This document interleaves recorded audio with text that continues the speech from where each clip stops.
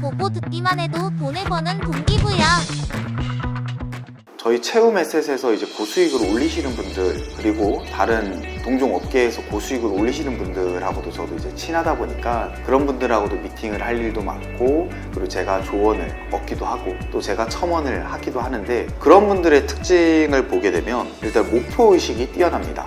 목표의식, 제가 처음에 말씀드렸던 것처럼 내 앞에 있는 한 달의 목표 또는 주간 목표, 그리고 1일 목표, 이런 것들을 내가 플래너에다가 계속 기입을 해서 내가 하루하루 해야 될 일들에 대한 부분을 체킹해 나가면서 그걸 다 달성을 하세요. 그래서 그런 목표의식이 뛰어난 부분, 예를 들어서 내가 5년 이후에는 집을 살 것이다, 또는 10년 이후에는 내가 건물을 살 것이다, 이런 어떻게 보면은 큰 목표도 좋겠지만은 내가 이달을 목표를 했을 때 얼마를 벌어가야 된다라는 목표가 정확하기 때문에, 만약에 내가 이달에 좀 일이 좀 안 되신다라고 하면은 대부분 사람들은 다음 달에 좀 더 뛰지 이렇게 이제 생각하시는 분들이 있는 반면에, 일을 잘 하시는 분들은 그렇게 하지 않습니다.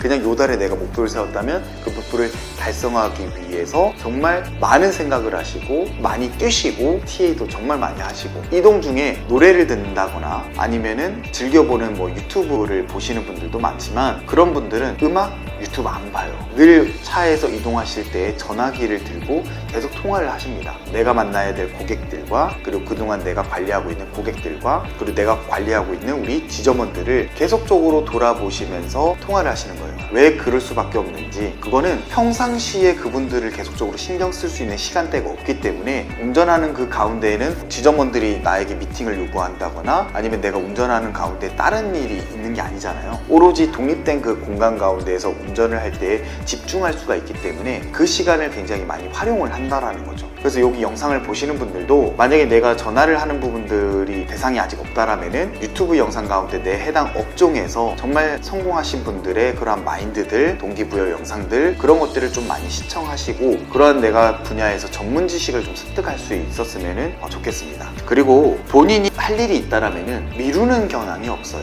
그냥 내가 해야 될 일이 있다라면은 반드시 그날 해결을 하거나, 못한다라면은 휴일, 주말 없이 일을 하십니다. 근데 많은 분들은 내가 주말이면은 주말대로, 휴일이면 휴일대로 정말 내 시간에 대한 부분을 확보하길 원하거든요. 그런 마인드로는 성공할 수 없다고 생각을 합니다. 물론 내가 큰 부를 이루고 이미 내가 시스템이 갖추어서 내가 일을 하지 않고 잠깐 쉼을 가져더라도 돈이 벌릴 수 있는 구조가 있는 분들이 있을 수 있어요. 아니면 내가 열심히 그동안 달려왔기 때문에 그만큼 동력을 만들었어요. 그러면 차가 처음에 달리게 되면은 엑셀 페달을 떼더라도 그 차가 동력으로 인해서 어떻게 돼요? 그래도 속도가 붙어서 어느 일정 속도를 내면서 가잖아요. 그러면 서서히 속도가 줄여져서 정차를 하듯이, 일을 잘 하시는 분들도 저는 같은 원리라고 생각을 하거든요. 열심히 그동안 달려오셨기 때문에 잠깐 내가 쉬더라도 내가 그동안 달려왔던 동력이 있기 때문에 계속 소개가 들어와요. 내가 쉬고 있어도 찾아요. 준우님, 저 요번에 소개해 주실 분이 있는데요, 또는 저 요번에 어머님 이렇게 보험이 좀 필요한데요 라고 하면서 소개가 들어옵니다. 그런 분들은 좀 휴가 기간을 갖는 가운데에서도 소개가 들어오기 때문에 계속적으로 돈을 벌 수밖에 없는 그러한 구조인 거죠. 그런데 내가 열심히 아직 달리지 못했던 분들은 동력이 많지가 않기 때문에 내가 주말이나 휴일이나 남들 쉴 거 다 쉬면서 하게 되면은 서버려요. 그러니까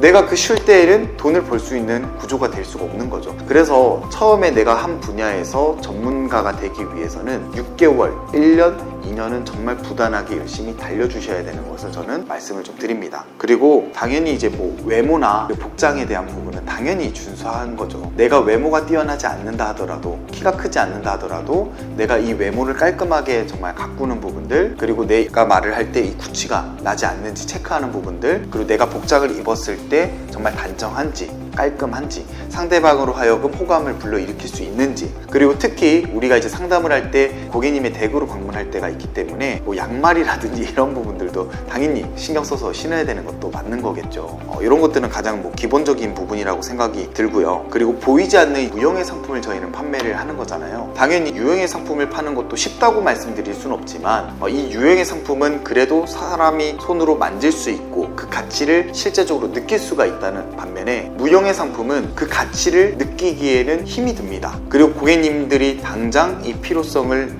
느낄 수가 없는 거죠. 왜? 당장 내가 암이 걸리는 거나 내가 당장 사망을 하는 것이 아니기 때문에. 그런데 일을 잘하시는 분들의 특징을 보면요, 이런 무형의 상품을 고객님들이 볼 수 있는 시각적인 그리고 가시화를 굉장히 잘 시켜요. 표현이 정말 좋다는 거죠. 그래서 고객님들이 막상 그분들과 상담을 하고 있다 보면은 내가 이거 정말 필요하겠는데? 나 이거 해야겠는데? 갖고 싶은데? 이런 마음이 들 수 있도록 그런 가시화를 굉장히 잘한다. 그러면 그분들이 그 말들을 굉장히 맛깔나게도 잘하는 부분도 있겠지만은 굉장히 많은 노력이 있었겠죠. 그렇기 때문에 여기 보시는 우리 시청자분들도 나의 이 분야에서 나의 이 물건을 고객님들께 잘 팔으려면은 그거에 대한 연구도 정말 많이 해야 되겠지만은 그거를 어떻게 하면 고객님들이 가치를 있게 느낄 수 있을까라는 부분들을 좀 많이 연구하시고 멘트도 고민을 해보시고 훈련을 많이 하셨으면 좋겠습니다. 그리고 컨셉이 명확하다. 컨셉이. 그래서 내가 정확하게 이걸 판매를 할 때에 이 컨셉에 대한 부분을 명확하게 좀 하는 경우가 많습니다. 나는 이것도 팔고요, 저것도 팔고요, 이게 아니라 내가 정말 잘 팔 수 있는, 예를 들어서 보험 상품이라면 나는 안매에 대한 부분으로 좀 특화되어 있는 설계사야, 아니면 나는 어린이 보험의 판매에 좀 특화된 설계사야 라고 하는 것처럼 정말 이러한 내 컨셉이 명확하여서 고객님께 정확한 내 가치가 좀 전달될 수 있고 내 전문성이